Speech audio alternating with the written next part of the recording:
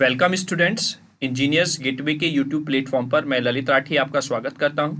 जैसा कि आप लोग जानते हैं, मैं यहां पर आपको इंजीनियरिंग फिजिक्स सब्जेक्ट पढ़ा रहा हूं और हम अब यूनिट नंबर सेकंड पर हैं और यूनिट सेकंड के कुछ हमने टॉपिक स्टार्ट कर दिए हैं। उससे पहले हमने जो यहाँ पर टर्म्स होती हैं जो इस यूनिट को हार्ड बनाती हैं उसको मैंने आपको सरल करने के लिए कवर अप किए थे, जो आपके सिलेबस में आपको नहीं दिखेंगे, लेकिन वो या तो 2 नंबर में पूछ लिए जाते हैं या फिर इस यूनिट को समझने के लिए जो टॉपिक्स वहां पर मैंने इंक्लूड किए हैं वो आपकी इस यूनिट को बहुत ही सरल बनाने का कोशिश करेंगे। ठीक है, तो अगर आप इस यूनिट को अच्छे से समझना चाहते हैं तो मेरी यही राय है आपको कि पहले आप उन छोटे छोटे टॉपिक्स को जरूर देखें।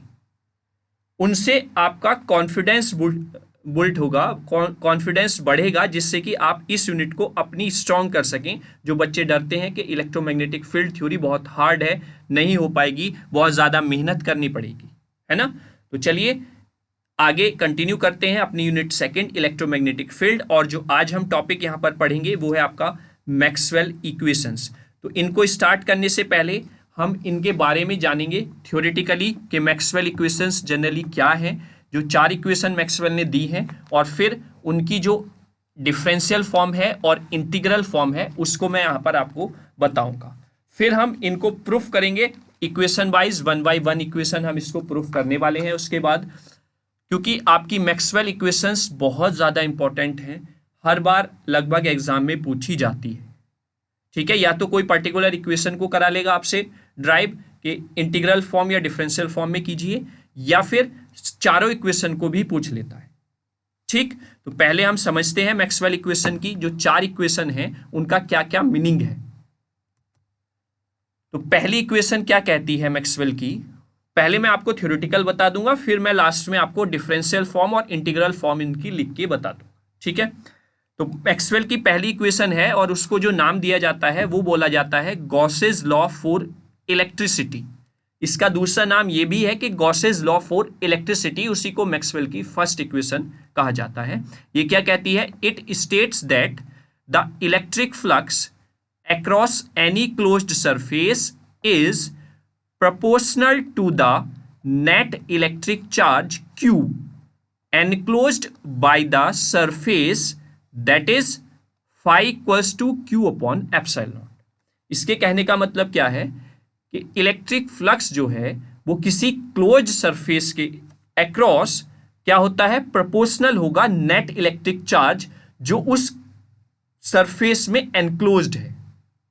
समझ गए, तो दैट मीन्स जो इलेक्ट्रिक फ्लक्स फाई है वो डायरेक्टली प्रोपोर्शनल है 1 अपॉन एप्सिलॉन नॉट और क्यू के। अगर मैं इसको लिखूं यहां पर 2 फॉर्म में, तो it directly proportional to Q, यानी कि उस क्लोज्ड सरफेस में या उस सरफेस में कितना चार्ज एनक्लोज्ड है उस पर डिपेंड करता है इलेक्ट्रिक फ्लक्स। ठीक है, और हम इसको ऐसे भी बोल सकते हैं कि phi directly inverse proportional to epsilon naught. Is that clear? तो आई होप मैक्सवेल की फर्स्ट इक्वेशन आपको समझ में आई होगी। जैसे आप यहाँ पर देख रहे होंगे ये कोई क्लोज सरफेस है, तो यहाँ पर जो इलेक्ट्रिक फ्लक्स है वो डिपेंड करेगा कि इसके अंदर कितना इलेक्ट्रिक चार्ज एनक्लोज्ड है। तो ये मैक्सवेल की फर्स्ट इक्वेशन है जिसको बोला जाता है गॉसेस लॉ फॉर इलेक्ट्रिसिटी। अब सेकेंड इक्वेशन को समझते हैं। सेकेंड इक्वेशन क्या कहती है, इसी से रिलेटेड है, पहला इलेक्ट्रिसिटी पर था, अब ये मैग्नेटिज्म पर है। तो गॉसेस लॉ फॉर मैग्नेटिज्म इसको बोला जाता है। ये क्या कहता है, it states that the magnetic flux, जिसको हम V से इंडिकेट करते हैं, across any closed surface is 0, that is divergence of V equals to 0। इसके कहने का मतलब ये है कि अगर कोई क्लोज्ड सरफेस है और उसके अंदर हम मैग्नेटिक फ्लक्स को मेजर करते हैं तो वो 0 होगा। क्यों होगा, क्योंकि अगर आप देखें यहां पर ये कोई क्लोज्ड सरफेस है, डायग्राम अगर आप देख रहे होंगे, ठीक है, इस पर हमने कोई भी चार्ज अप्लाई किया, वहां पर करंट फ्लो होना स्टार्ट हुआ और फिर यहां पर का मैग्नेटिक फील्ड जनरेट हुआ। तो आप यहां पर क्या देख रहे होंगे, जितनी मैग्नेटिक फ्लक्स की लाइन इसमें एंटर कर रही है उतनी ही मैग्नेटिक फ्लक्स की लाइन यहां से बाहर जा रही है। अगर एक मैग्नेटिक फ्लक्स की लाइन यहां पर बनी या इसमें एंटर किया एक मैग्नेटिक फ्लक्स की लाइन है तो वही से पास आउट हो रही है। सेम एज इट इज आप इधर देख रहे होंगे, इसने एंटर किया और यहाँ से ये पास हो गई। सेम एज इट इज ये यहाँ पर है, यहाँ से ये एंटर हुई और फिर पास हो गई। और अगर आप स्ट्रेट देखें तो ये वाली लाइन यहाँ से एंटर कर रही है और ये पास हो रही है आगे जाके। ठीक है, तो इसका मतलब कि मैग्नेटिक फ्लक्स जो है इस क्लोज्ड सरफेस के अक्रॉस वो क्या है, जीरो है। तो दैट मीन्स मैक्सवेल की जो सेकेंड इक्वेशन है that's divergence of V is equal to zero, और इसी को बोला जाता है गॉसेस लॉ फॉर मैग्नेटिज्म। ठीक है, जोश कम नहीं होने देना है। ऐसे ही आप इंजीनियर्स गेटवे पर अपना विश्वास बनाए रखिए, गारंटी है 100 आउट ऑफ 100 आपके मार्क्स आएंगे। 100 क्यों बोल रहा हूं, क्योंकि जो 70 है वो तो आप कवर अप करेंगे ही करेंगे एक्सटर्नल एग्जाम। अब हमारा टारगेट किस पर है, जो आप अपने कॉलेज के 30 मार्क्स हैं उस पर भी आपको मोहर लगानी है 30 out of 30। Is that clear? तो आई होप आपको भी एंजॉय आ रहा होगा इंजीनियर्स गेटवे से जुड़ने के बाद, और कॉन्फिडेंस आ रहा होगा कि यहाँ पर जो मिल रहा है आपको एट जीरो कॉस्ट कितना सटीक और क्वालिटी वाला मैटर आपको प्रोवाइड किया जा रहा है। ठीक है, चलिए नेक्स्ट आते हैं मैक्सवेल की थर्ड इक्वेशन पर, जिसको नाम दिया जाता है फैराडेज लॉ। यानी कि फैराडेज लॉ अगर आप बोल रहे हैं तो वो मैक्सवेल की थर्ड इक्वेशन ही है। फैराडेज लॉ क्या कहता है, तो डायरेक्टली अगर वो फैराडेज लॉ को एक्सप्लेन करा लेता है तो दैट मीन्स वो मैक्सवेल की थर्ड इक्वेशन को पूछ रहा है, या मैक्सवेल की थर्ड इक्वेशन बोलता है तो दैट मीन्स वो फैराडेज लॉ को पूछ रहा है। ये क्या कहता है, whenever a conductor is placed in a varying magnetic field, यानी कि अगर कोई कंडक्टर हम प्लेस करते हैं ऐसी जगह पर जहां पर मैग्नेटिक फील्ड वेरी कर रहा है, an electromotive force is induced, तो एक इलेक्ट्रोमैग्नेटिक फोर्स वहां पर क्या होगा, इंड्यूस्ड हो जाएगा। If the conductor circuit is enclosed, और अगर कंडक्टर सर्किट एनक्लोज्ड है, एक करंट इज इंड्यूस्ड, तब वहां पर एक करंट इंड्यूस्ड होगी और उसको कहा जाएगा इंड्यूस्ड करंट। अब इसको थोड़ा सा डायग्राम से समझ लेते हैं। यहां पर आप देख रहे होंगे एक कंडक्टर सर्किट लिया हुआ है हमने, यानी कि किसी कॉइल के ऊपर हमने वायर को क्या कर लिया है, लपेट लिया है। ठीक है, ये कॉइल है, इसके ऊपर आप देख रहे होंगे ये वायर क्या है, लिपटा हुआ है, और इसको हमने एक वोल्ट मीटर से कनेक्ट किया हुआ है। Is that clear? आप इधर देख रहे होंगे कि एक यहां पर क्या है, मैग्नेट है ना, इट्स ए मैग्नेट। और आपने ऊपर और नीचे दो डायग्राम यहां पर मेंशन है। एक डायग्राम में आपकी मैग्नेट की डायरेक्शन की तरफ एरो इधर लगा हुआ है और एक बाहर की तरफ एरो लगा हुआ है। ठीक है, तो यहां पर इसका मतलब ये है कि इस मैग्नेट को हम आगे पीछे कर रहे हैं, कभी आगे ले जाते हैं कभी पीछे।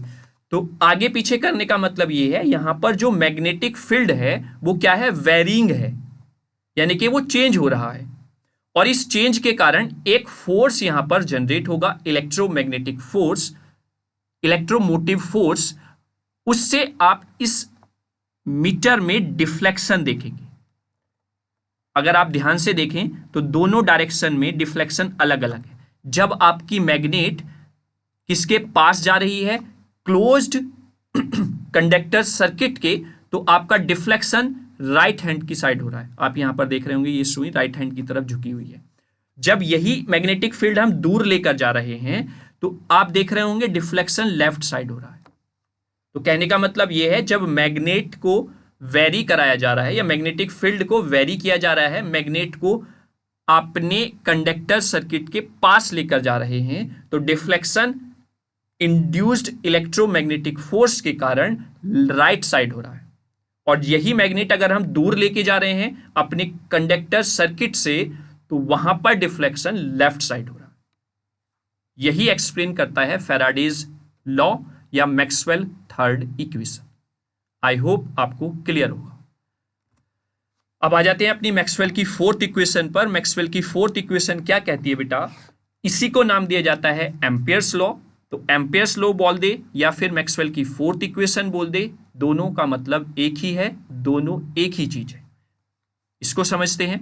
It states that the magnetic field created by an electric current is proportional to the size of that electric current with a constant of proportionality equal to the permeability of free space। अब ये क्या कहता है Ampere's law या Maxwell की fourth equation कि जो magnetic field है वो क्रिएट किया जाता है बाय इलेक्ट्रिक करंट, ठीक है, और जो प्रोपोर्शनल होता है size of the electric current with a constant proportionality equal to the permeability of free space. तो ये एम्पियर्स का फोर्थ लॉ कह रहा है।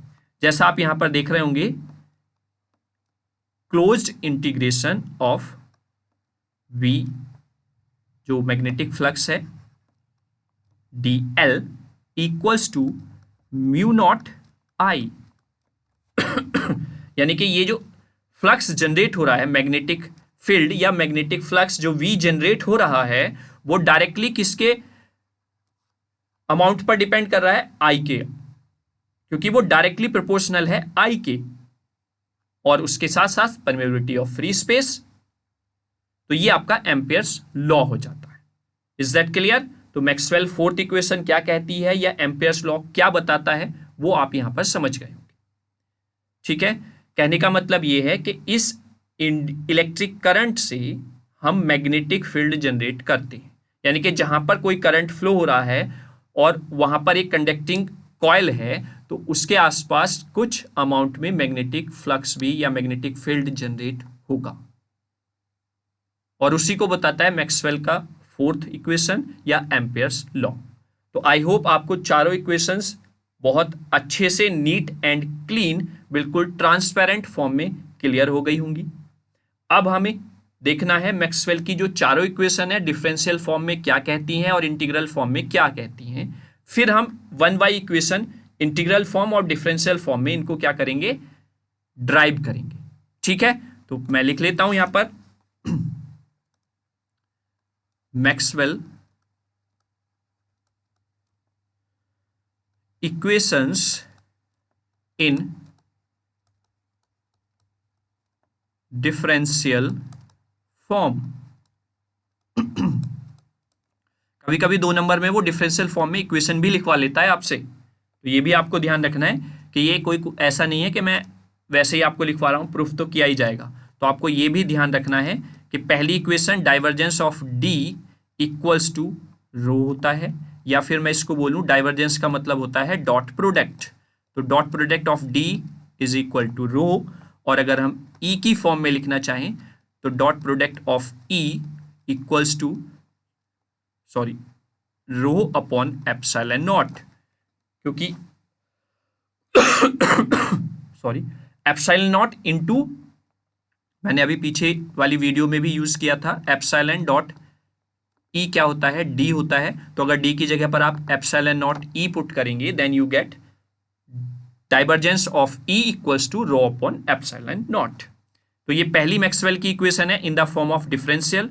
दूसरी मैक्सवेल की इक्वेशन क्या है? Divergence of B is equal to 0, या फिर हम लिख सकते हैं dot product of V is equal to 0।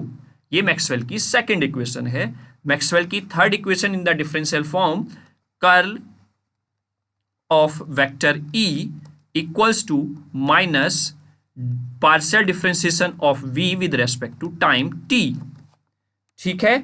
और कर्ल का मतलब क्या होता है? Cross product. तो that means cross product of E vector is equal to minus partial differentiation of V with respect to the t। Sorry. तो ये Maxwell की थर्ड इक्वेशन होती है, ठीक है, जिसको हम क्या बोलते हैं?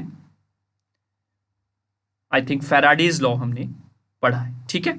और फोर्थ इक्वेशन आपकी हो जाती है Ampere's law, that's curl of H is equal to J plus partial differentiation of D with respect to T, और हम इसको क्रॉस प्रोडक्ट में भी लिख सकते हैं। Cross product of vector H equals to J vector plus partial differentiation of D with respect to time T. तो ये मैक्सवेल की डिफरेंशियल फॉर्म है। इन सबको हमें प्रूफ करना है, इन सबको हमें जनरेट करना है मैथमेटिकली। कैसे हम इसको लेकर आएंगे, ठीक है। अब मैक्सवेल की जो चारों इक्वेशन है वो इंटीग्रल फॉर्म में देख लेते हैं। तो नेक्स्ट स्लाइड पे पहुंचते हैं और लिखते हैं